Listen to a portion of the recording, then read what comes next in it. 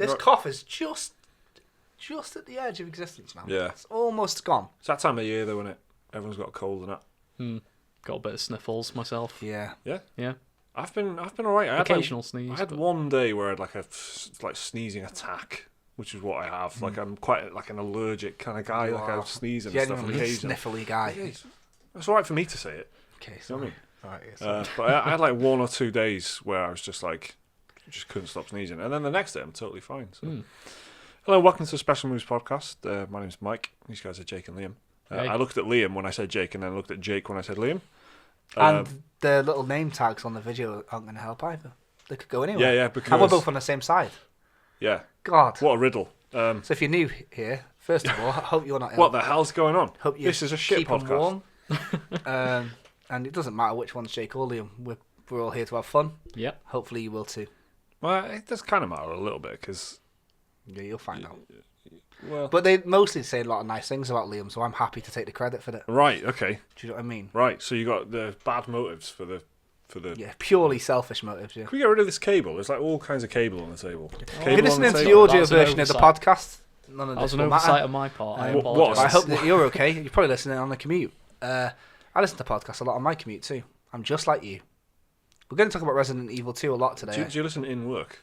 Well, Not in you work, kinda no. don't get a I chance can't. in your work. I can't. No. And then on my break, I just set my phone, and just read articles, and have a weep.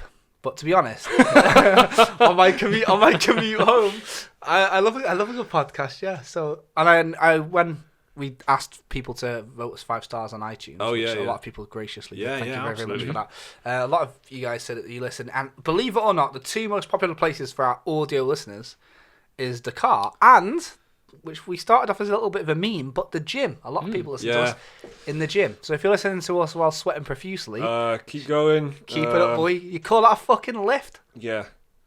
That's your personal trainer strategy then, is it? Negative. Little and yeah. Yeah. I don't know, man. Just listen. Keep up the good work and stuff like that. Hey, you're doing better than us because Yeah, none of listen- us are going to fucking gym. I'll tell you that. Exactly. Yeah, nice one. So what are we talking about? Well, we're basically going to be talking about Resident Evil 2 for most of this. We're going to keep it spoiler free for a brief while, and then but that's going to be quite difficult. We're going to have to try and remember that there's a spoiler section coming up. Yeah, so if and you then, want to, yeah, we'll then later on move on. do you know what's crap? Like when people go, we'll talk about that a little bit later on, in the middle of saying something. So that's my challenge to all 3 of us. Right, let's talk about Resident Evil 2 without going. I really love this bit, but I'll tell you about that. I'm bad for that, in the actually. spoiler- I do that a lot. Do you? Yeah. And I think it might just be like a subconscious thing to get people to keep listening to Yeah, me. yeah, When I know yeah. I've Come been in going on right for a while. up. But that's Yeah, why I don't like it, because exactly, it feels like we're exactly. just about to go on an ad break. Yeah. Or something. So when we do get to spoiler territory, we will make sure that we give it a suitable audio cue for the audio version of the podcast. The video version of the podcast, I might not bother with it, because just look at the timestamps in the description, you little fuckers. Maybe put a big word on the screen. that Yeah, or says just a, spoiler. Yes, do you know what? The know? world's my oyster. But the point is, you're going to know, and then we'll have a nice timestamp, or in the audio version, I'll let you know when we're back in action, and we can go on to, like, Dear Special Moves on new releases or something. Exactly. Which is going to be coming up, like I just said, I don't like, but this is different. This is like a feature thing, you know. That this is happens just every outlining week. the... This is the beginning of the program. This is the start of the one show where Exactly. whoever hosts Adrian that now, Childs. definitely not him, mate. No. Matt Baker from Blue Peter. I don't know if he still does it. Does he still do it? There's that Welsh woman, Alex Jones. Yeah, Alex Jones. I Why think watch she's still doing TV it. when you can get content like this? Yeah, I've never Pumped actually directly watched into you. the one show, so I don't. Yeah. I've only seen clips and know of its existence. So that's a crap analogy. Anyway, this is trash podcasting. We're going to read out some emails later on as part of Dear Special Moves, as promised, and we've got quite a few new games coming out this week, which is good news. One of them I'm really looking forward to. So. More on that later. That's it. One strike. So Resident Evil 2. We've kind of we're various stages of completion as usual. I wanted to find out what people on Twitter thought of this. Oh yeah, okay. So Jake tweeted on on the our Special Twitter. Moves Twitter just to see. which is if Hey you're not Special following, Moves. please follow it. Yeah, just to see how far you all thought we got. And the most popular one is this. Liam finished it twice. Mike has either beaten it or got very close. Jake gave it a valiant effort, but his work schedule was too demanding and he hasn't got too much time to put into it. And And then the majority of them, more or less, are Liam's finished it. Jake and Mike are halfway through it. Yeah. Which is pretty. Yeah. I don't actually know where you got to. Where have you got to? So there's multiple playthroughs of Resident Evil 2. Let's see if you've got no idea. Yeah. This is a survival horror game that's been remade of a classic from 1998. Yeah. New camera angle, sort of third person. Completely remade, yeah. Yeah. They're calling it a reimagining, the developers. A reawakening. Yeah. And it's it's a very different experience. I mean, it's a genuine remake. It's not like you know. It's I know it sounds stupid, but it's like they've really thought about it. It's like they've really gone each bit. Yeah. They've gone. Is this going to work? There's If detail not, there. They've really thought about what's going to work, what's not. But There's surprises in there. yeah, but it's got this thing that you might not know if you don't know the original game. But there's 2 playthroughs, just like the first Resident Evil. Yeah. You can play as a female or a male character, and they are Leon and Claire.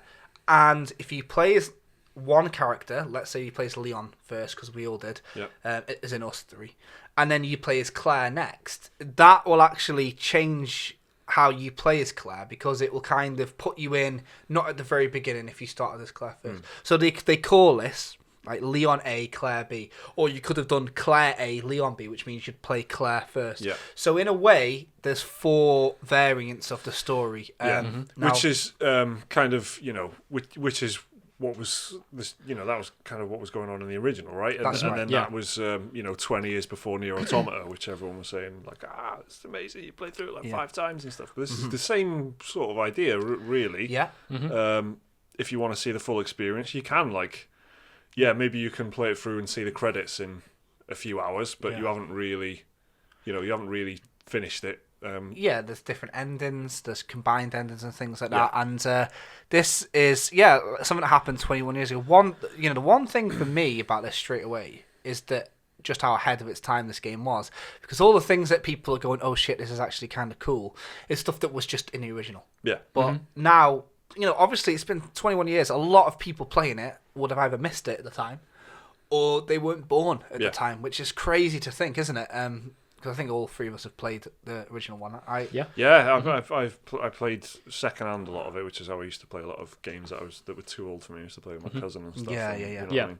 So I knew a lot of it and seen a lot of it, and some of it was like familiar and stuff. And but I just forgot a lot. Either forgot a lot of stuff or it's new. In there. So, but the the point of all that was how far have we got? Wow. Yeah. So Liam, surprise everyone. Well, is it a surprise? Of course, No. I finished it. Both. I finished Leon A, Claire B, and I finished the 4th Survivor, which is that extra mission you get after beating both campaigns. you finished it so quickly, in fact, that you can already now start thinking about Kingdom Hearts 3, Yes, which I is- finished it on release day, Resident Evil 2, Yeah. because something is deeply wrong with me. Yeah. Beautiful. But- it's beautiful. It's going to make this a Well, lot better. you say podcast. beautiful to some people, it's a dark Yeah. Well, to be reflection. But fair- from what we've gathered from my short information harvest here, not anything other than what was expected of you. Yeah. No, probably. I was saying it before, like other podcasts, that I'd probably finish it really quickly, because Resident Evil 2, the original one, is one of my favourite games of all time. Yeah. I said this is probably my most anticipated game of 2019 so far. Well, so early into the year, and I just loved every bit of it. It was fantastic. And to be fair as well, it's not like it's not a. We're not talking about Red Dead Redemption 2 here. It's not going to No, it's not a particularly lengthy game. No, and you can in one sitting really you can do one of the campaigns, can't you? So it's very. I mean, I pretty much did that. Yeah. It could be quite a long day for some people, but some people could do it. Well, I was up till like 3 a.m. Doing it, but it was like I didn't play it all day up to it. It was like. I think my playthrough was about 5 hours or something like that. Yeah. And so I played it for like 2 hours, left it for a day, came back to it, and then finished it in like one sitting after that. So it was kind of 2 sittings. But, so that's what I've done. I finished the Leon campaign, and I've started as Claire, which is already there's just totally different perspective, and things happen that you see the other side of it, and all that sort of good stuff. Because there's parts, this isn't a spoiler, there's parts in the story where the two characters will meet. Yeah. And then let's say you're Leon and you bump into Claire, you'll then carry on as Leon, obviously. And they'll be on like the other side of a fence or something like that. Yeah, having a flirt. Like, hey, how are you? Well, all things considered, I'm pretty good, thank you. Proper B-movie dialogue, which is amazing. And then, so it's good to see that from the literal different perspective. Yeah. So where have you got to? Well, I finished Leon A, and I've started Claire B, long story short, but I did it in a very weird way because I was working. I did have a hectic schedule. I was in work every single day. I got the game early, actually, so I had an extra day with it.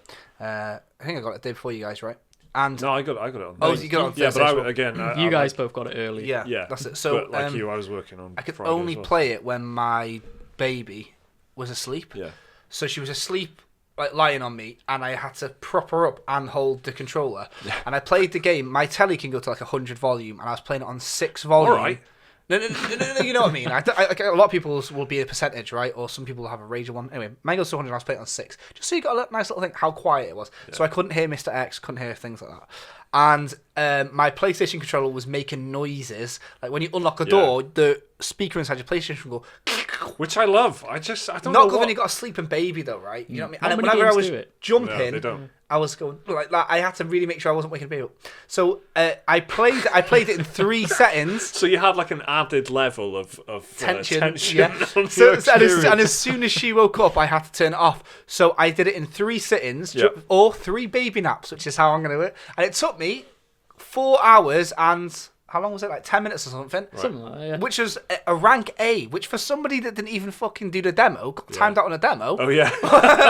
Hey, no, that's good. I'm pretty happy with myself. So I did that, did it in 3 sittings, Thursday, Friday and Saturday. And you know what? I didn't think I was going to like it as much as I did like it. Oh, man. So let's talk about that. We've all that was all preamble, really, about where we're up to and stuff. Yeah, just giving the Twitter people what they wanted. Exactly, yeah. Well, the results of the survey. So, Liam, you've already talked a little bit about what you thought and how much you were looking forward to. So, tell us what you think of it, like, broadly. What's your, like... I'm assuming you fucking love it, because you've smashed it. Like. I do. Resident Evil is one of my favourite, like, game franchises ever. Yeah. And this was pretty much everything I could want from a modern survival horror game. Ah, yeah, 100%, yeah. Because, like, in recent years, Resident Evil went in the way of, like, the all-out action, roundhouse kicking zombies in the face and stuff like that. Yeah. And then Resident Evil 7 brought it back to the claustrophobic horror, and this carried on that trend. I'll tell you what, except with a few big differences. I really wish I had a roundhouse kick a couple of times in the game. I was like, having played Resident Evil 5 and 6 and stuff, like, apart from Resi 7, they're the most... I haven't played any of the other sort of, offshoot games, Code Veronica or whatever, and all that sort of stuff. So I was like, fuck, I just want to kick this one in the head. Like, I want to save my ammo. And, my knife is almost broken or whatever. But that's the survival stuff, innit? And that's what it's brought back, like, big style. So I thought it was really, like, tense and atmospheric, like, throughout. So you found that as well? Oh, there was a few jump scares that got me a few times. And the tension was probably throughout the entire game, to be honest. Like, you could hear footsteps of zombies, like, in a room. Because it's got, like, really good sound design in it. Yeah. And you can hear, like, zombies coming behind you. You can hear, like, lickers crawling on the roof trying to stalk you. And it's pretty terrifying at times. Yeah. And it really creates this, like, I don't know, just, like, environment where you're just on edge all the time. Yeah, it's exactly what Resident Evil is and should be. And it's like, I think with Resident Evil 7, they found, they remembered and they were like, let's just do what we did originally, but let's make it first person and stuff. And that Resident Evil 7 was like really, evoked the Resident Evil stuff again. But this is like completely doubled down on it. And hopefully they don't move back away from this now. And they if they continue the franchise or they continue to make remakes or whatever, they'll recognise that this sort of stuff, the sort of stuff that directly influenced things like Dead Space, which is one of my favourite games, and that Dead Space owes a huge debt to like Resident Evil and stuff. It's because it has that, like, it is a formula, I suppose, but it's kind of that really recognisable gameplay where there's there's tight corridors and you're solving puzzles by unlocking doors and stuff, and you're in one kind of one area that you're progressively exploring by unlocking things and solving puzzles. There's rooms where you're safe because there's a typewriter and an item box in there, sort of thing. Dead Space has its own sort of version of that, and Yeah, I just think that they've kind of gone back to basics and listened to what people were saying with Resident Evil 6 and Resident Evil 5 and going, why is there so many helicopter crashes and so much action in this? Yeah. And why am I roundhouse kicking zombies in the face? I'm not scared.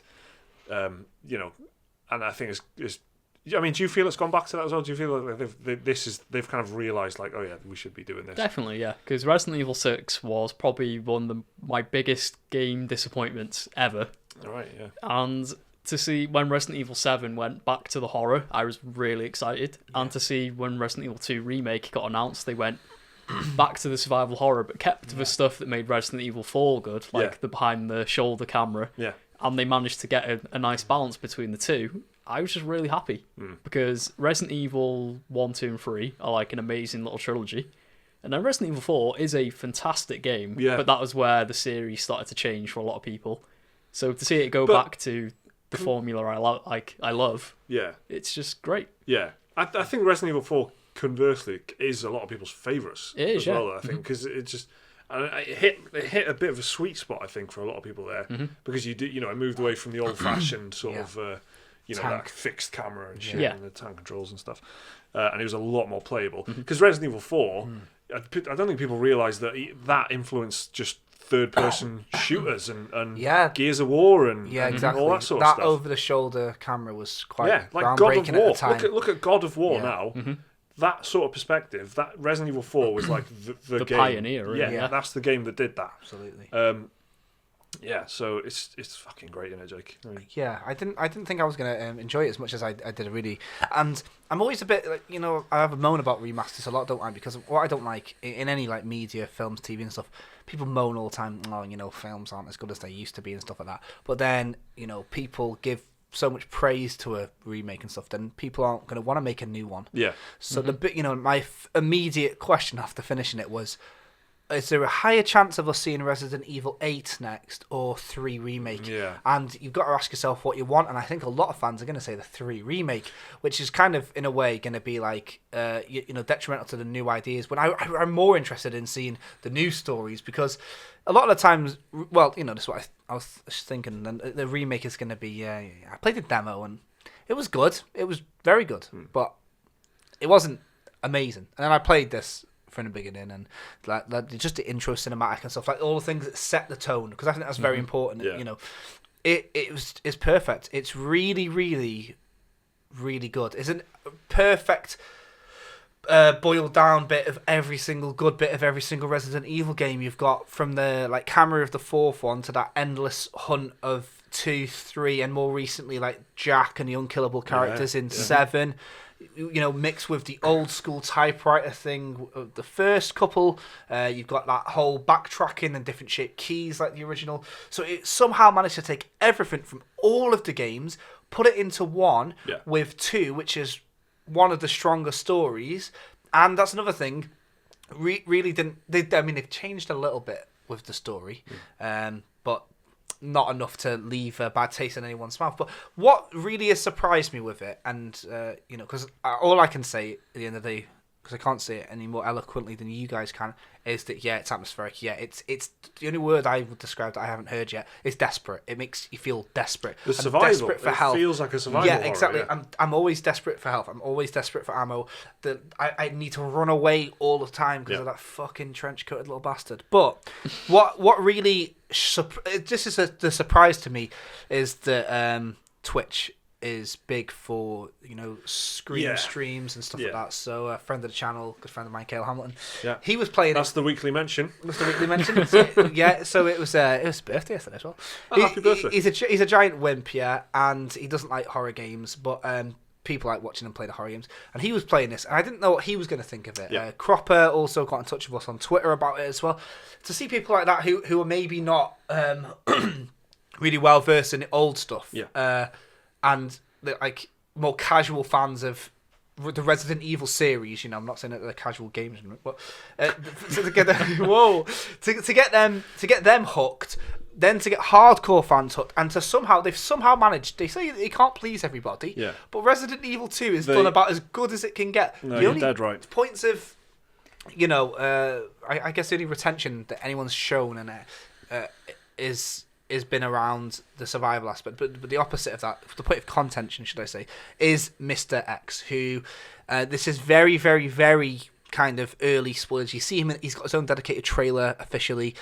He's mentioned in all the gameplay demo stuff you'll have seen. Yeah, I think it's too much of a. Yeah, he's been featured quite prominently. Basically, there's a character who does appear in quite an early section of the game onwards, who is unkillable, and he will stalk you throughout. Now, the best thing about Resident Evil 2 for me, without the spoilers, is the use of 3D space, because the other one was fixed cameras and there'd be people chasing you and you can run into a door and that's it. The zombies might break down that door, but it's like a different instance. It's a different loading screen. Lickers, these agile creatures that bound around, are stuck between a fixed camera corridor. But now with this 3D space, we can see how agile they can go. We can. The zombies just seamlessly move from room to room, and it's one big instance rather than loads of little rooms. That mixed with this threat of this big giant man chasing you all the way through, including into some rooms that you feel are more safe than others, adds this constant level, a different type of fear, because it's not the fear of gore, it's not the fear of supernatural or the dark, or it's literally the bad guy's going to get you. It's the fear of being caught, and that endless pursuit is a different type of fear. So the way that it hits all these levels of fear, all these levels of horror. Because, when you think about horror as a genre, like in movies, there's the jump scare horror, there's the chiller, there's... they're self-contained almost, because they're so... Yeah, this has got all of them in. So there's something for everybody. If you want, all different elements of horror, it's hitting the palette in every way. Yeah. It's incredibly well done. It really is. Really good. I think it's pretty definitive, actually, as like a Resident Evil game. Like, you could... This is going to be looked back on as a blueprint. If the series ever does go sort of astray again, people will say, why aren't you doing it like you did Resident Evil 2 remake sort of thing? Why, it's that. I think when it was going the way of like Resident Evil 5 and 6, people were saying the same, but for the GameCube remake. Yeah, sure. Yeah. Yes, but... Because it added just enough to make it fresh. The only thing about this is that I do feel that the bar has been set very high. The game is exceptional. Yeah. I don't think it could be a blueprint, because it's just too good. I've seen it already on Reddit and stuff. All people need to do is make... if you want to remake a game, all you need to do is make Resident Evil 2 remake level stuff. And I'm thinking... So all you need to do is make probably the best remake do you know what, lads? ever. We'll do one. We'll make one in a bit, yeah? All you need to do is do 2001: A Space Odyssey every time. Just do that, yeah? The bar is so high. This is... I don't know what it is. I don't know if it's perfect circumstance of, like you say, all the games put together. But if all the games had all the elements in, they might be formulaic. Yeah. Like 3, me and Liam were talking about this in the car on the way here. 3 is quite close to 2 in a lot of ways. Yeah. You're being pursued by somebody constantly. You're in Raccoon City during the outbreak a little bit earlier. We were saying, right? Is that right? You told me. If they do 3. The 3 make, let's call it that. Straight away, All right, it's got that in it. Yeah. Then people be like, oh, this is a bit too close to 2. We're in Raccoon City, we've got a girl and a boy. So is 8 going to be better? I wonder. I'm pretty sure, like from a boring games industry corporate point of view, they probably will go Resident Evil 8 next in terms of big Resident Evil I think releases. that's the braver thing to do. It just forward. makes sense, like business wise. Like they'll give it a year off. There'll be Resident Evil 8 in 2021, another year off, Resident Evil 3 remake. I would say that... It depends what direction they take it. Will they do it first person again, or will they go back to third person? Yeah. Are we going to see it? Because 7's big thing was like VR, wasn't it? Yeah. Because this is in 7's engine, will we see a first person mod? Well... Maybe. Do you know what I was thinking? I was thinking about this very specific thing when I was playing Resident Evil, the remake on the weekend. I was thinking... The first-person camera angle, I think that the setting for Resident Evil 7 was small, because it was a house. Yeah. And then if you'd run out of house really quickly if you brought the camera back to the third-person perspective. Yeah. Right? But if you put it in a first-person... Yeah, it makes it more claustrophobic. And there's a lot of like these sort of Steam survival horror indie games where you literally have no means of fighting back, there's a lot of them going around, or there was, especially when Resident Evil 7 came out, and they were in like the corridors and the perspective and stuff was really like tight. Whereas Resident Evil 2, you feel like it's a bit more of a sprawl. It's a big building that the main chunk of the game takes place in, and there's a lot of space there. Whereas I think going first person was like a genius decision to like make the best use of the space that they had in Resident Evil 7. So maybe they will go back to doing first person, but I basically wouldn't be surprised either way. Like I think it's such a split decision. It works. We now know that it works really well in first person or third person. Yeah, exactly. So it doesn't like... People were very sceptical about it in first person, weren't they? Yeah. Because of the... And they were wrong. Yeah, it's because, 6 was like a bit of a shocker. And then hearing 7 coming out after, like you were saying, Outlast, Amnesia, all these games, it felt like it was an uninspired choice. They were just trying to get on a new survival horror trip when they weren't. Yeah. And now they're reminding everybody about this because this game is the like absolute definitive survival horror game. And survival is the key word. I think a lot of people are playing it who've forgotten about that. Yeah. Trying to kill zombies and stuff like that. That's how I was playing the demo. I was like, I ran out of ammo. Liam said, just fucking don't. So I didn't. Just run, yeah. I didn't even get headshots in this game. It does the thing of if there's an open window and you kill a zombie, well, there's loads of zombies out there. There's a zombie outbreak happening in this city. They just appear at the window sometimes, and you can click on the window and you can choose to pull them up. But if you click on the window, you just got like a still of a zombie looking in. Like, you know what I mean? Right? Little portrait. But if there's an open window and you leave that corridor, you've killed that corridor is clean. You've exterminated everything in there. But there's an open window there. There'll be more zombies the next time you go there because there's a fucking open window there. So it follows logic like that. And if there's there's no point unless it's kind of special advantageous to you really need a clear space for something or whatever or the bosses or whatever otherwise you don't need to sort of pour all your ammunition into the zombies and that's you kind of learn that because it takes like 8 or 9 bullets to take them out sometimes in the head in the head you need several headshots. I found playing the game that the best thing for me was to shoot the knees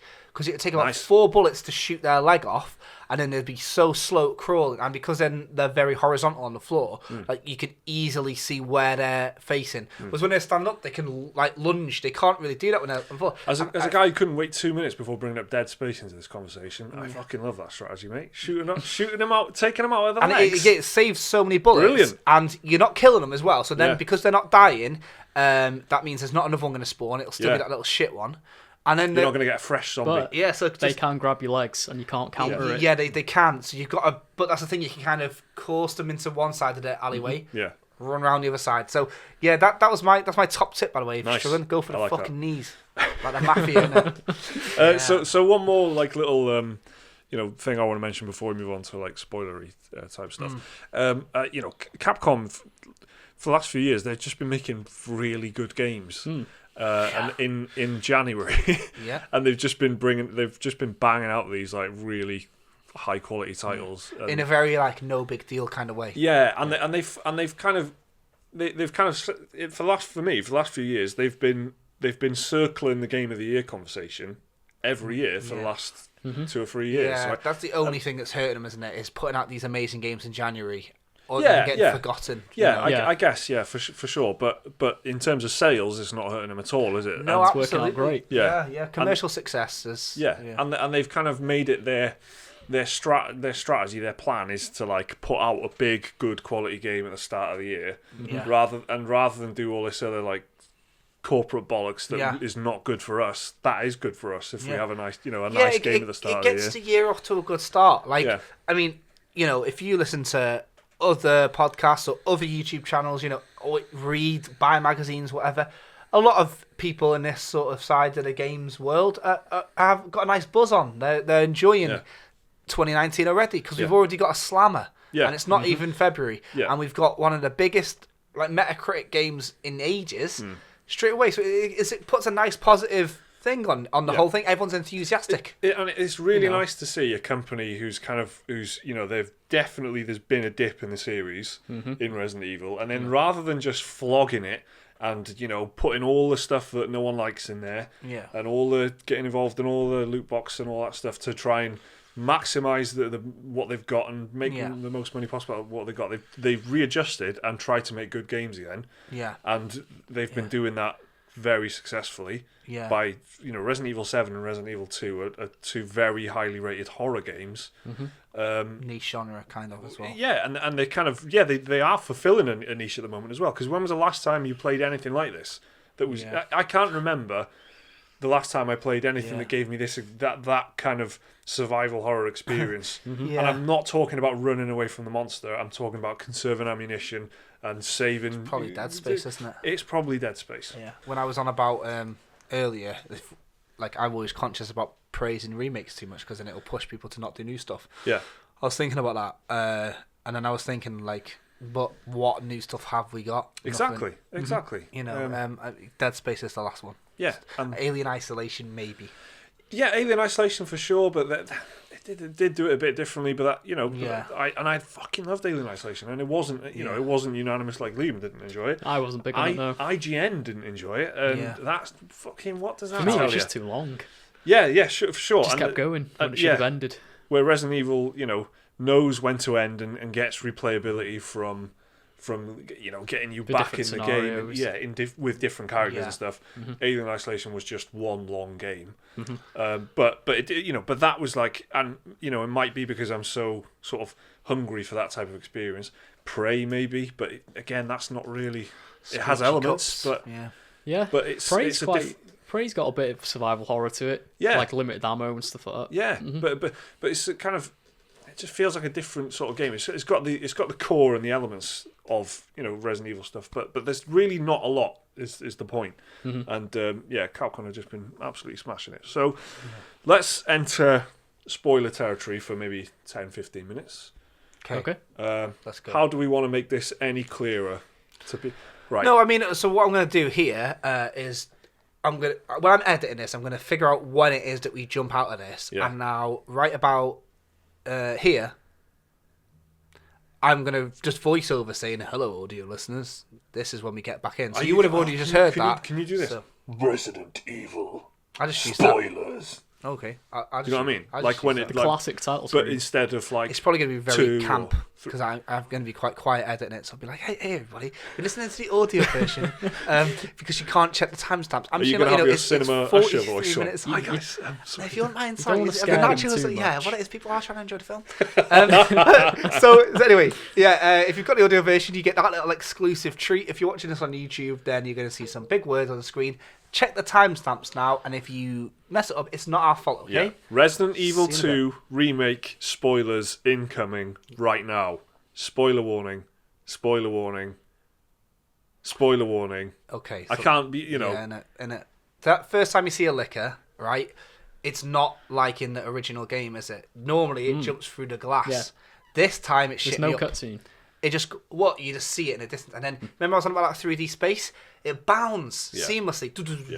Fucking shit me up. And I had the shotgun at this point, and I was like, he's got an exposed brain. I've got a shotgun. Perfect. Didn't kill him. I shit myself. He hasn't got one of them protected brains. Where's your exo skull, you bellend? Shot him a couple of times. He didn't die, and then he pounced at me, and the fear's setting in at this point. And that was a really, really scary moment for me. I think it's very similar. For me, it's when the big lad is you hear the footsteps. He's like, is he behind me? Where is he? You run up to the door. He opens the door just before you get there. Gives you a wink and an uppercut. No, he puts his hand on the door frame and like leans in, and he comes. He comes through the door. I heard you were chatting shit. Yeah. That's and he comes in through the door. Oh my god, that is so funny because he's just because of the fedora in it. Yeah, so it's like. Yeah, he doesn't want to somebody ruin an ass whooping. It's how he leads his head. It's funny. Yeah. It was just that was a big moment for me. I really liked that. Some of the puzzles were really nice this time around. I thought what? Just like anybody. If you went in there, would you just shut the door and gone to the next room like hide and seek? You in here? No. Hello. Yeah. He's a fucking idiot. Anyway, sorry. I can't remember what I was going to say. Puzzles. I was going to say something about puzzles. The puzzles. The puzzles. I don't know what it is, man. I know it's part of the game, and this is an unpopular opinion, but maybe some people will join me on it. it takes momentum away from me, and I know it's a very core of the game, so it's like shut up, Jay. You can't not like. It's like, do you know what I mean? Yeah. But it's like not liking the food scenes in a Tarantino film, I think. But it's like so ingrained in it, like Silent Hill's puzzles as well, similar thing. Like I think what it is because it was so fluid and it wasn't loading screens and it wasn't instances. The only time that the momentum stopped for me was like, okay, so I've got a fucking queen-shaped little key, a little king-shaped little key, and I was like, and the only puzzle that I struggled with, which is basic one, is the herbicide one. When you I was going to say that's the only puzzle that gave me any trouble. Oh, right, okay, yeah. I spent on Leon's campaign a good half hour trying to mix that thing. That was the only thing that took me off. Oh yeah. When you get basically to get the herbicide, you've got to get the volume of water correct. Yeah. That was the only thing that took me. It took me a good half hour to do that. Really? I did it in about 2 minutes, but I feel like I was in the zone though. I was like, I was about 3 hours into this session. Yeah. I'd had like probably about 3 beers, and I was like, and I was just like limbered up. I was just in the zone, and I think it does take me a while to get into gear mentally playing games, which is if I haven't got at least like an hour or two, which is why I can't really get into it. But then once I'm in, I'm in, and I flew through that. I can't remember which puzzle messed me up though. There was one, but it wasn't that one. But it was awkward, right? So you have to like rotate the vials, and it's like one of them games where you've got to get take a bit of the water out of one thing because they've all got different like maximum cap. So so say there's a litre of water, you need like 700 ml or something. Yeah, but you need to. But you've only got like a 200 ml, a 500 ml, and a 700 ml flask thing. And so you have to transfer them around and stuff. Yeah, that's the only thing that took me a while, and everything else was pretty straightforward. But then it's like additional puzzle bits, isn't there? Like like the queen rook knight key and all that. The plugs. You can get the flamethrower if you go the optional way. So I spent a lot of time trying to get the optional bits. Same with the locker room. Like when you get the spare keys and you can open up and get like extra ammo and shit like that. The pouch. There's a pouch in there. That's it. Yeah. And did you do the one with the little safes where you got to put the buttons in order?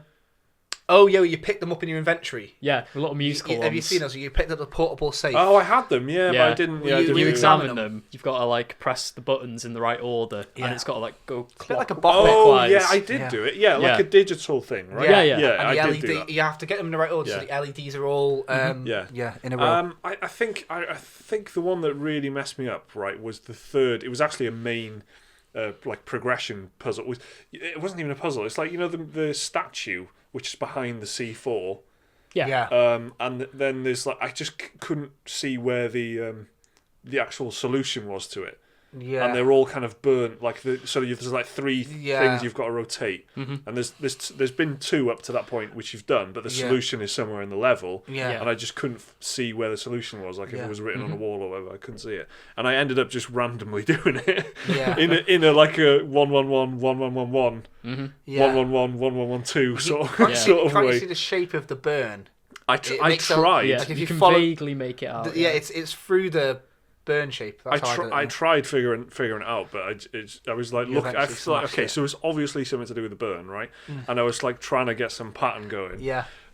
But eventually it just clicked, and I was just rotate, click, and then eventually I got it. So that probably took me like too long. That probably took me about quarter of an hour, 20 minutes of actually just doing it. That's before you go into the downstairs, the car park and stuff. And, I've got to mention this because it just made me laugh my head off. Right, there's so many funny bits in the game that are unintentionally funny. It's mostly to do with the bad dialogue. I was just telling you guys downstairs. There's like a bit where you go into a jail and all of the enemies are in jail cells. And there was just there's this one. I mean, you check the jail cells because they might have ammo or something, and I was running out of ammo because of course I was. And then there's a woman zombie just sort of like standing around. She's not like putting her arm through the cells, and she's not shouting. She's just like basically just relaxing. And then I was looking behind her, and Leon just goes, "You piece of shit," to the zombie, and I was like, "What the fuck, man?" She's about as good as she could have got. She might not have even turned. She might have just been like just fucking a prisoner left. Because he's showing a torch in her face, and then you piece of shit. And Claire says like, "You fucking asshole." But Leon saying "you piece of shit" is fucking well funny. And I can't. Because the characters talk to they react to stuff, and sometimes it's really like really not emotive at all. Sometimes he's just like oh man. Yeah, And something horrendous is happening. Yeah, And yeah. you know what I Got mean? punched by a man. Yeah, and he's just kind of, the reaction is so flat, but then other time, but it's It quite was just funny. like, It's you like piece of shit. it's just it's a fuck. pure positive to me. That it's a feature. They haven't quite lost that B movie quality that the other games have. That's quite famous. The bad dialogue. I'm glad they kept that in. Yeah, there's some. I mean, because the story, that's what it is. Yeah. That's what it is, isn't it? The It's, story's so outlandish. You need that sort of B movie quality to. yeah. I don't know. It just helps it. Yeah, It's a benefit rather than if it was like a taking itself detraction. too seriously and it was that like outlandish. There's nothing more boring to me, than someone trying to make grounded zombies. Do you know what I mean? Yeah, There's nothing more boring than like, you know. There's one example I can think of where I thought that's quite good. That The Last of Us, the Cordyceps. fungal virus. Yeah, I was like, cauliflower, that's quite a cool way Yeah. of trying to explain the story. Yeah. In a you know, based in nature sort of thing. I like that. Right? Yeah. But otherwise, it's just it's like, you know, It's silly, yeah. Yeah, Spread through rats or whatever. it's fucking zombies, mate. You know, it's so I like that they've just kind of been Speaking silly. of the story, they have changed quite a bit. I don't know whose phone that was. Hopefully, That was me. Oh, Sorry. I thought it was mine. I was like, Apologies, everyone. a little jump scare there for the fans at home. But Liam's going to know this more than anyone. The story, I did remember a couple of changes. I think one of the changes is right at the beginning of the original. Like, you go to the gun shop, Right. and there's a guy there, Robert Kendo. Is that Robert his name? Kendo, yeah. But people were complaining on Reddit. It's not in the game.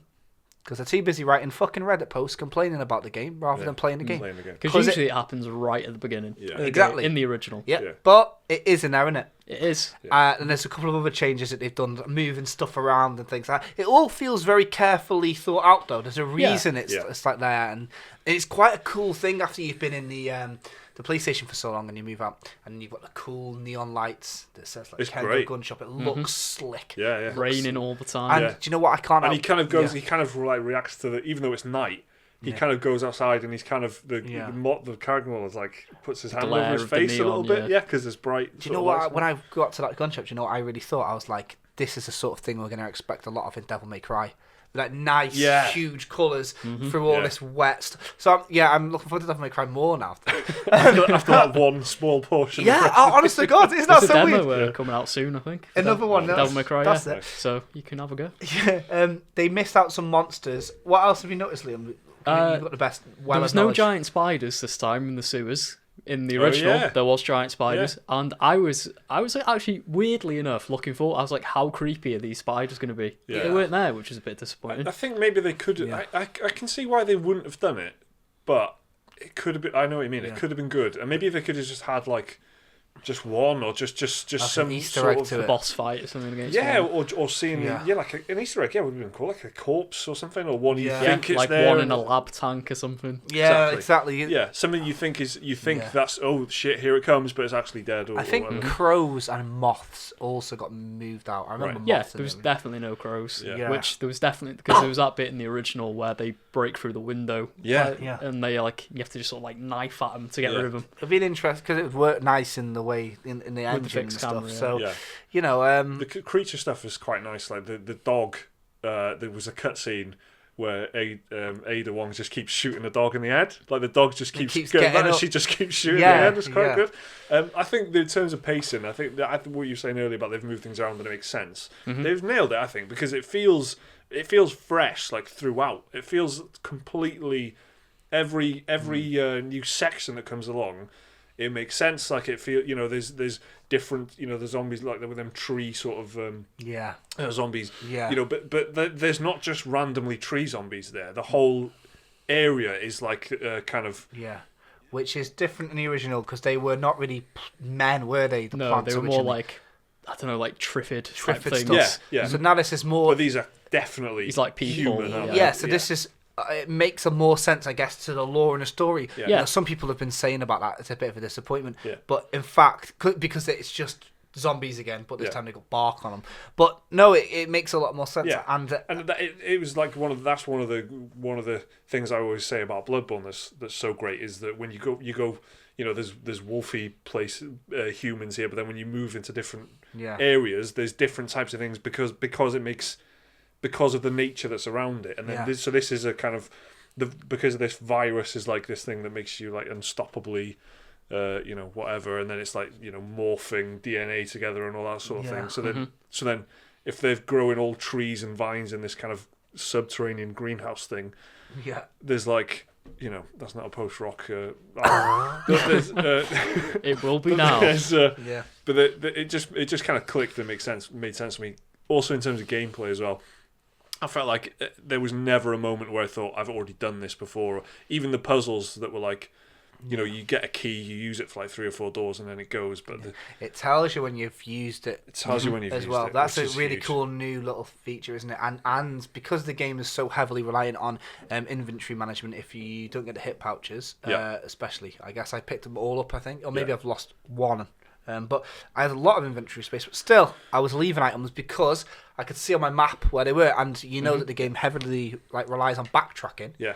Even down to the police department. I'll leave that first aid spray there. I've already got one. That might come in handy later. And you don't have to write it down because you can see on your map once you've spotted an item where it is, which room it's in, and stuff like that, and even where it is in a room. So I think that was like a really nice quality of life change that they did, because. You imagine having to write down, okay, so in the interrogation room I've got some mag ammo or whatever. Do you know what I mean? It didn't do that, and that was good. They I said that about the demo, didn't I? The inventory stuff was, I really liked the way that they'd sort of just cleaned it up and optimized it and made it make sense, and because it easily could have been clunky and crap, and and if they hadn't put any thought in it, it would have been. But it's just really slick and nicely done, and unlocking 2 squares in your inventory is like a proper moment. It's not like finally, and I was never frustrated by it or anything. I thought it was excellent. So that's a lot of spoiler talk about Resident Evil 2. Do you want to say anything before we move on to Dear Special Moves? It's an excellent game. I recommend everyone give it a go, especially if you like mutants with eyes everywhere. And it's got plenty of that. If you do, there's a lot of that. I like the story a lot, and I think that's the one thing I've got to say is that like the story's very little's been changed, and it still feels very fresh, and it's 21 years old, and it's still quite campy. But the William Birkin arc, all that sort of stuff. The only thing they changed that I didn't like is it doesn't really explain much about Mr. X, whereas you do see a lot more of him in the original. You see him landing. You understand why he's there. Exactly. In this, he's just some bellends in a trench coat, isn't he? I like, but it's is it not explained through? Through notes and stuff, but you actually see him drop down in There's a pod. But I prefer that. I always prefer that approach. I always prefer that. Yeah. Who the fuck is this? What is it? Why? I much prefer the wanting to find out rather than being told every. And the fact there's a little bit of that in there. There's some notes as well that connect to other games in the series, which is pretty cool. Oh, right. I didn't really notice, but it depends who you play as. Right. Like, was one, if you play as Claire, you find a note, it sort of like ties into Code Veronica, which is pretty cool. That's cool. Bit of Easter eggs. Lots of connections and Easter eggs for people to find. It's cool. Very good. It's just a fucking really good game, isn't it? That's what that last 50 minutes was about. In summary, Resident Evil 2 remake is bloody excellent. So end of spoilers. Thanks for if you haven't played the game yet and you've just skipped through, you didn't miss that much. Should we put a little timestamp at the skip to? That's exactly what I'm going to do. On screen, of right? course, for sure. And then we're going to put it in the description so it's clickable as well, and you can do it manually. Anyway, don't worry, if you're here already, it's just like a bit like a choose your own adventure book, because we've just done all that bit. You died. But we've also now got to disregard that as well, pretending people haven't heard that bit. So hey. You're on a path in a forest. Yeah. It's like Black Mirror Bandersnatch is what people will say now. That's like the go-to. That's the archetype now. It's not choose your own adventure books anymore. Sad, though. I know it's not like Bandersnatch. It's like Fighting You only get Fantasy 2 adventure choices in books. Bandersnatch, whereas Fighting Fantasy you could do a multitude of things. Yeah. I still haven't watched that. I had like You're not Goosebumps missing out books on as much. kids. I did not like it. I feel. I kind of knew. I kind of feel. I'm such a prick. You only ever get given 2 choices at a time. Yeah. And it's just. I don't like Telltale games, and I don't like that sort of thing. So there's more choice in the Telltale game than Bandersnatch. Right, well, okay. Enough said. Right, Dear Special Moves, if you want to email us your opinions, your questions, comments... No, not your questions. Hang on. Responses, information that you may have, literally anything. email us at dearspecialmoves@gmail.com. dearspecialmoves@gmail.com. We do get loads of these sent in, and we really, really appreciate that. However, they're almost all questions, right? Yeah. And we appreciate that you want us to answer something. Yeah. It's great that you want to ask us questions. But what I was kind of hoping when we started doing this was that you'd tell us what you think about stuff. So we've just been talking about Resident Evil 2. You might think why, and it's just so we can read it and go, that's nice. Yeah. And then maybe throw a nice, cute anecdote, maybe. But it would always be quite polite. It was quite a highbrow idea when you thought of it. Because you did just take it from Simon Mayo and Mark Wood's podcast. Yeah, which is a very highbrow affair, let me assure you. It's on Radio 5, don't you know? But when it comes to this, it's kind of just become like asking us for advice. Advice is one thing. But ask us what do we think of, and it's always stuff like, what do you think of fucking publishers? And I want to say again, there's nothing wrong with this. There's nothing wrong with it. However, we're just not getting enough factual statements, strong opinions, and just general sort of stories, I suppose. Yeah. Just if you have a charming and witty anecdote, then please exactly tell us, charming and witty anecdotes. That's one I need to add to the list of if you've got any questions. If you've got any charming and witty anecdotes, send them in. Anyway, dear Special Moves, here we go. This one's from Jared. Jared says, well, Jared asks, of course, should I play Dark Souls 2? Yes. Dark Souls 3, right. Dark Souls 3 was my first Soulsborne experience. I played it around launch on the PC, fell in love with it. I loved it so much that I purchased a PS4 just to play Bloodborne. I love Bloodborne as well, correct. After completing both games multiple times, I played the first Dark Souls and loved it. The reason I haven't played Dark Souls 2 is due to the many negative things I've heard about the game. I have the game and I've tried playing it more than once, but it just doesn't feel as good to play as the other games in the series. Do you think it is worth my precious gaming time? Thanks for answering my question and keep up the great work. Sincerely, Jared. Right.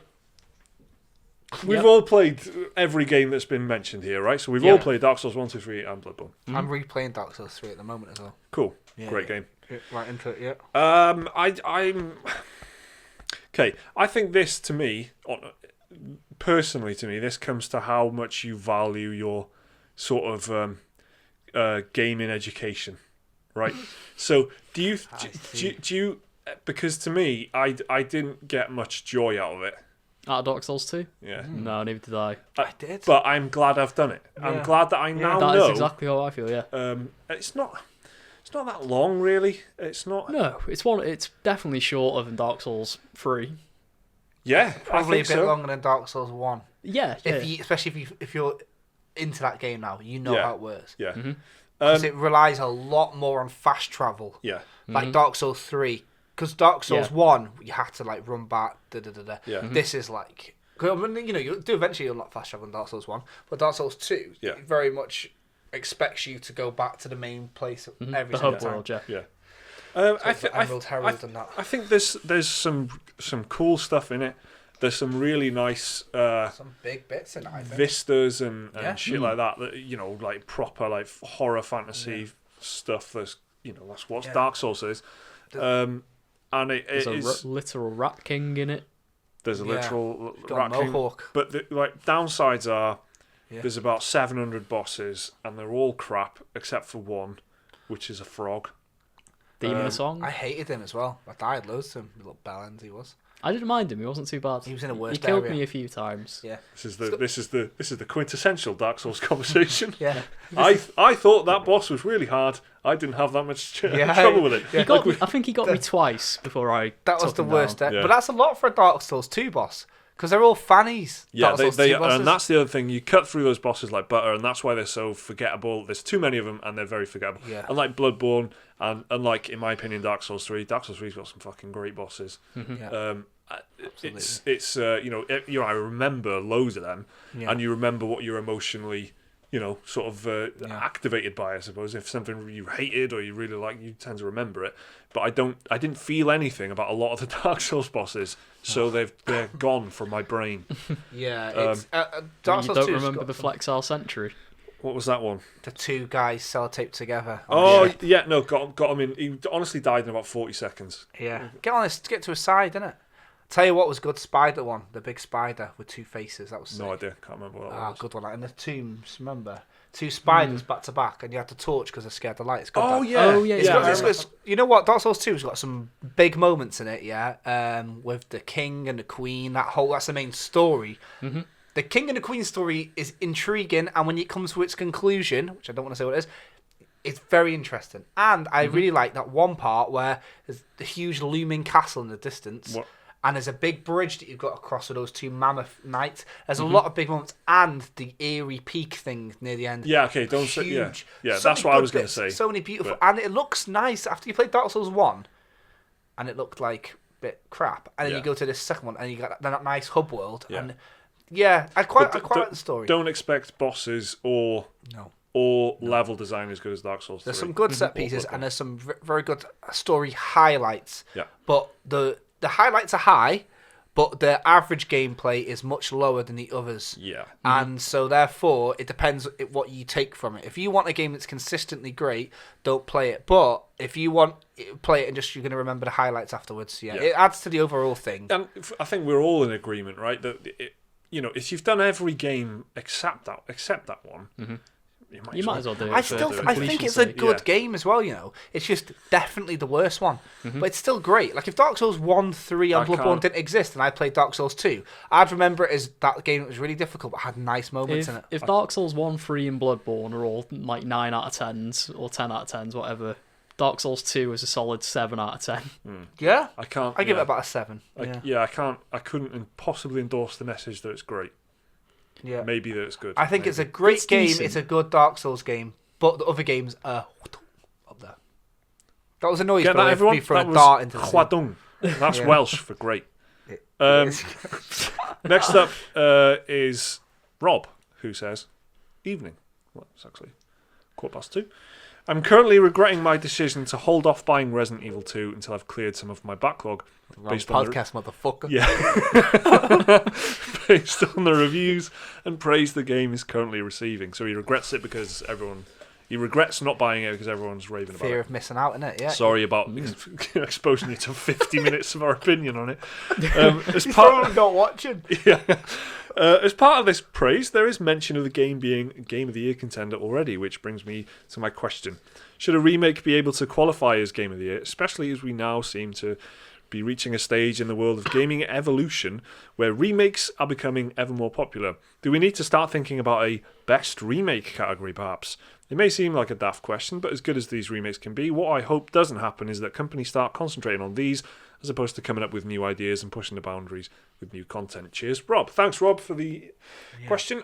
So this is basically what you were saying earlier, right? You were saying... Yeah, in a way, yeah. And I think that it would be silly for companies to jump into too many remakes because I think some companies might make the mistake of thinking that their game is better than it actually is and spend a lot of time, money and resources remaking a game and people don't buy it because they've already played it. You're going to have to whip out a solid game originally that did well originally to make it worthy of the remake treatment. I'm very, very, very much anticipating the release of Final Fantasy VII Remake. That's the potential to be the greatest of all time if it goes well. But, yeah, I'm very much on Rob's side here. I don't think that they should make a remake category because I think it would be a cheaper way for games to become claimed and win awards because there'd be significantly less competition. I think, to me, it comes down to the what has been done and is it a remake? Is it a genuine remake? And if so, then it's still a lot of work. It's still a lot of development time. It's still design decisions. If anything, probably more challenging in some ways because you've got a set of expectations that you need to fulfill. You've got loyal fans that you need to please. But you still need to sell to the new people. And the original piece of media is still there and still normally acclaimed, which you can compare directly to. Yeah. And then the gaming would have moved on. Like in Resident Evil 2, it's moved on 20 years, so there's loads of things that have changed, and they've got to fit the new gaming philosophy into this old game. I think Resident Evil 2 is such an unbelievably high achievement in all the things I've just said that it would be an absolute crime if we didn't consider it a Game of the Year purely because it is a remake. There's still loads of work and talent and creativity gone into it that would be nuts to just... It's not a reskin, is it? It's definitely not. Yeah, I'm not talking about Assassin's Creed Ezio Trilogy. Yeah, like that can fuck off. I just mean like when it's a remake. Soon, by the way. Like Do you reckon? Yeah. Good call. Good call. They're- Industry analyst. Apparently, they're putting Assassin's Creed the- 3 and There's a Liberation rumour on the Switch. There's a rumour that 3's coming to the Switch. 3. 3 and Liberation, yeah. That's interesting. Yeah. I wouldn't have got which we can get an Assassin's Creed game on the Switch, lads. Which one are we going to go for? Yeah, 3. 3. Start it. them off low, innit? And then they can build We That's up. can't possibly disappoint anyone with 3. It's a firm no buy from me. Yeah, for sure. That's weird. Anyway, so I don't know. How do you feel about this, fellas? I mean, Listen to this. I'll put it this way, yeah. The Oscars coming up soon. Star is Born Remake. of a remake. Yep. Of a remake. Yeah. Yeah. Mhm. It's not considered because it's a remake. Yeah, I mean, it's not going to be put in a remake category. it's his own thing. If a remake, if a film was remade amazingly, should it still be considered? I think everyone would say yeah. Don't think it's any different Well, for games. My favourite film of all time is technically a remake. Mm-hmm. The Thing. Yeah. Who goes there? The Thing from Another World. Yeah, Howard it Hawks was like one. 1950, and it's like fast Is that talking. a film or a book? The film, Oh, and it's like a fast talking, high Yeah. trousers sort Yeah. of. Yeah. Hey, then if fellas, you I think there's an alien over here. Oh if you God! watch the original Halloween, it's on the TV, isn't it? Is it? Yes, Yeah, it the is. film, the black and Yes, white it film. is. When Yeah. you watch the original Halloween, Yes, the when- original thing yeah. is like on the TV. Yeah, you're totally. Yeah, you're It's good totally trivia right. that I didn't know. And it was so Good Halloween trivia. was before The Thing remake. the Thing Yeah. remake, so Yeah. that's fucking ace. Bit of movie That is good knowledge trivia, there. that, yeah. I remember because I watched Halloween like in the last year or so, and I remember going, "That's the thing." Is it That's based so on a cool. book though? Is that right? Don't know. Who I goes think there? it's based on like a short novella Yeah, or that's something. it. Yeah. Mhm. And So good that name. is, the John Carpenter's The Thing from 1982 Yeah. is a remake. It's not an original Yeah. IP yeah. or anything, and it's directly a remake of a film, and that's Yeah. come from a book. So And then would you say like Psycho is an adaptation of a book? Would that if Rob got his way and it was a remake category, would then there be an adapted game category? Yeah. Because if it's not an original IP, so you got to be careful. I think remasters shouldn't get a look in. no, I don't think often. I don't think there's been many cases has there where Game of the Year's gone to like a definitive edition of a I game. don't think that's ever happened. certainly No. not. And I don't think it You'd have ever to will. be pretty fucking definitive Yeah. to for that to So happen. that was like if The Last of Us remastered got thrown in for Game of the Year after the original PS3 one. Yeah, and to be fair, that's probably as close as that is ever going to get because Yeah. Yeah, that was because actually a really good example of a remaster. a game that's just come out. A year Having later another pop. on a new console with all new textures Yeah. and performance and shiny resolution. It looks great. Yeah. It runs great. And I think that remember that this isn't going to accidentally win. There's going to be a jury for every single award, and that's something that I'm sure, like what Rob's concerns are, is always going to be considered because everyone's going to be going, well, should we give Game of the Year to a game that's just a remake of? They're going to consider. But this is the thing that I can say, and I don't think you should be saying just. It's not just a remake. Yeah. It's a fucking great remake. It's a This great game. This is what I was on about earlier when people were saying about you just need to make Resident Evil 2 remake. I'm like, Yeah. this is the highest Oh, yeah, example yeah. of a remake I've ever seen. I Yeah, think. it really is, and so because of the level of Yeah. of work and creativity, like I said earlier, and just ingenuity in some senses, it would be so unfair to not consider it Yeah. because it's a remake. Yeah. Because it's very good. So you might be wondering, hey, hang on a minute, why has there been loads and loads of just gameplay or a picture? Or a picture, or The camera's text. just died. I thought we'd just get this out of the way now, innit? Because I'd rather than apologise after the fact. Basically, our camera's just died and we've just been blabbing on. We didn't even realise. So We lost I've just 10 had to minutes just of footage, put lads. loads of shit on the Sorry. screen then. So, hey, we're back now. Hey, good to see you. So anyway, let's do the new games to finish off the Yeah, podcast thanks, with Rob. a glorious bit of video right near the end. What a treat that is for everyone. So that turned into really, a full hour of Resident Evil conversation, even with the question. We're kind of expecting with a little break for Dark yeah. Souls. And then what we did do is show a bit of reserve there because Liam's had about 5 days early Kingdom Hearts 3. That is true. Could have done that, but guess what? Did we? we'll Don't put that in the Thursday show, want to baby. give everything, do we? Yeah. On the topic of Kingdom Hearts 3, one of the new games coming out this week is, of course, Kingdom Hearts 3. Sphinx and the Cursed Mummy, which is coming to of course. Kingdom Hearts 3, PS4 and Xbox One on January the 29th. So Liam's already got his hands on it. Yep. And you've played it a little bit. About 3 hours, yeah. How nice is it? I am really enjoying it.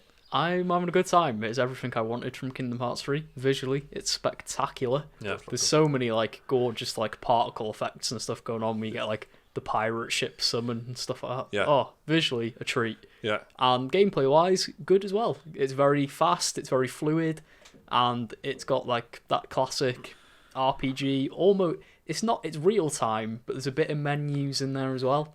So you can use like the menu to cast magic commands and stuff like that. And it's just really fun. Final Fantasy 15. So I was going to say, is Kind it like of, 15? Yeah. Well, it was in Kingdom Hearts. That's like its gameplay anyway, originally, the little menu system and real time. Yeah. But yeah, I'm having a great time with it. What did you get it on? PS4. Right. Okay. So that is probably, we'll have more on that in the this week's It just turned up in the Thursday post. show. Our show, as we're calling it now, Yeah. brilliantly. So we'll have more Liam thoughts on that. But based on the first 3 hours, it's sounding quite positive. I'm having a good time. I'm kind of fancying it a little bit. I don't. Yeah. I don't. I fancy it enough that if we get a free copy, I'll play it. I think it might do your head in, you know. I don't know. He knows what to expect. You surprise me. You know, I surprise you sometimes, Liam. Trust me. It's, It's when yeah, exactly. I know what to expect, and I know, and it knows what it is, and accepts it. I liked it, and I played it when I was a kid, which always gets a lot of points. You know, like I probably wouldn't give Star Wars the time of day if I hadn't fucking watched like hundreds of hours of it when I was a kid. Do you know what I mean? But it's that kind of thing. So. I do kind of fancy it, but I just I don't know what's holding me back, to be honest. I just maybe it's the fact that I've just got Resident Evil on the brain. I think it's a game I'd slightly love if I played it. I'd be Yeah. like, whoa, because I'm not expecting much of it. Yeah. But it looks nice, and then I forget that it's a fucking Square RPG with that. So many characters that I know. I'm not gonna have to learn like Yosefka's name and all this bollocks. Yeah. It's and you see how the gameplay changes up in a different worlds and shit. Yeah. And it's like, fucking hell, that's proper. That's and good. you forget like how big it's actually going to be. This isn't like some 15-hour like little fucking AAA action adventure. Extremely crucially for me, this isn't Kingdom Hearts 3D double drop distance. Yeah. This is Kingdom Hearts 3. Drop Drop distance. distance. Remember that? Sorry. Double drop distance is our tag team wrestling name. Double isn't drop it? distance. Yeah. That's what it is. that's what it was. Shameless plug there. Double drop distance coming to an amateur wrestling event near you. Yeah, real pavilion. Which is where Kingdom Hearts 3 picks up immediately at the end of Dream Drop Distance. Yeah, because it's this kind of sequel to Well, that one, right? the game starts out with a little prologue-y type bit called Is it Kingdom... 4 hours long? The prologue bit? Yeah. No, probably about 2 hours, I think. But I was actually saying that as a joke, but no, no, it really it is about 2 hours. long. And Fucking they call fantastic. it Kingdom Hearts 2.9. Right, it's So- this decimal point thing that it's, Yeah, I know. 2.9, mate. Yeah. it's 1.5 plus A 2. 2 hour long prologue that Liam finished fucking Resident Evil 4 in that time. Yeah, exactly. So that's Kingdom Hearts 3. That's the big event that's coming up this next week. So it's been a long time coming, this game. Although the game does have to go toe to toe with Sphinx and the Cursed Mummy, which is coming out on Nintendo Switch on the same day, which is an old fashioned sort of action adventure game. Originally on the GameCube, PS2 sort of era. That whole game is probably about 2 hours long, isn't it? Probably, but that's coming on the Switch as part of a baffling, raft of games that are coming to I the saw Switch. you're making some of them up here. Yeah, no, that's true. I mean, it's the kind of game where I had no idea what it was. Liam said, I think it came out on the GameCube. I Googled it, and it was like, oh shit, I actually played this game. I remember seeing it in I think it was Asda game section when I was like 10. Yeah, you've seen the cover. I bet you've seen the you. cover of it loads when you Google I'm pretty sure it had like a big 20 quid sticker on it as well. If you spent any time in like a second-hand game shop when in the early 2000s, you've definitely seen this game. Also, this is the one that I'm really looking forward to. I'm definitely getting this. Is Wargroove. This looks good. Coming to PC, Switch, and Xbox One. Turn-based tactics game. February the 1st, which is the Friday. So this is like Advanced Wars sort of. Well, I mean, it basically is Advanced Wars. It's a love letter, basically, to Advanced Wars, which is sort of that as a handheld tactical, gaming tactics strategy classic, really. Yeah. I mean, made by the same people who make Fire Emblem. Right. Okay. Oh, I didn't know that. Intelligent Systems, they're called. All right. So this is sort of a. Wargroove isn't. I mean, Advanced Wars. Yeah. People. So I'm trying to Wargroove. It basically looks and plays. We'll say a Game Boy Advance game. Yeah, but it's it's obviously got really nice, got shiny versions of those kind of graphics on the Switch, and I want more sort of tactics games and strategy games on the Switch, to be honest. So I'm looking forward to this big We've got stuff. a key of it coming, but only on the Xbox because the Switch codes weren't like that. Yeah, of course. It's this kind of thing is at home. I'm still playing Into the Breach. I'm just replaying Into the Breach. The graphics for that aren't too dissimilar No, to this, are they? not really, They're no. quite, Yeah. you know what I mean? And Into the Breach makes so much sense as a handheld game, as a portable game. It's just so good. So I'm really looking forward to this now. This is on PC, Xbox, PS4. I don't think it's on PS4. It's not. Is it not? I don't think so. It wasn't listed on what I saw. I could have requested a code for PS4. So. Oh, right. So it seemed odd having it on everything else apart from PS4. It definitely is, and I'll tell you why. Because they actually announced the trailer. It's all over the gaming media because it's out on PS4, but Switch, PC, and Xbox One have all got crossplay, but PS4 doesn't. So that's a good little thing. So as long as you don't get it on PS4, if you get it on anything else, you can play with everyone else. Crossplay. That's very cool. Which is interesting, isn't it? So that's happening this week, as well as PC. Ace Combat 7, Skies Unknown, which is on PC. Yeah, this just the week. PC port. Yeah. I have Flight finished sticks that. ready, boys. I have finished Ace Combat 7 because it came This up. guy. Yeah. How did it end? The Arsenal bird or whatever. Yeah, Oh tell man, us. you shoot it down. It's great. You shoot down 2 of them. Okay, there's two of Two. them. There's 2 of them. And you have to fly up a space tower. Oh, fantastic. There's a drone you've got to shoot down before it can upload data. How? Oh, it's You didn't beautiful. mention this at all to any of us, but how good is it out of 10? Ace Combat 7 Solid out of 8, I'd give it. 10. Really? Okay. Yeah.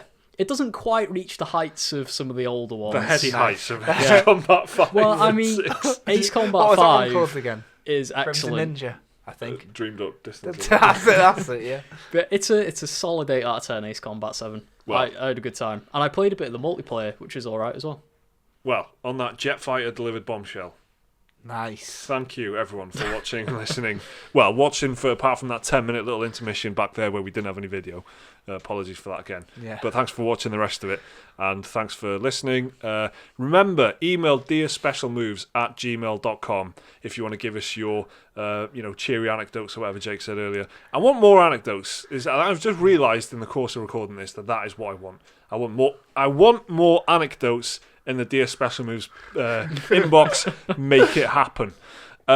Also, check us out on Patreon if you want to support us on Patreon. You can join us for $1 a month and join in the Discord server and join us on game nights and all that sort of cool stuff. The next one's coming up soon, actually, so it's a good time to get involved. Yeah, and we've got Xboxes again. Again, thank you very much to our Patreon, a long-time supporter, Stu, for hooking us up with Xboxes, so we can now do game nights on anything, basically.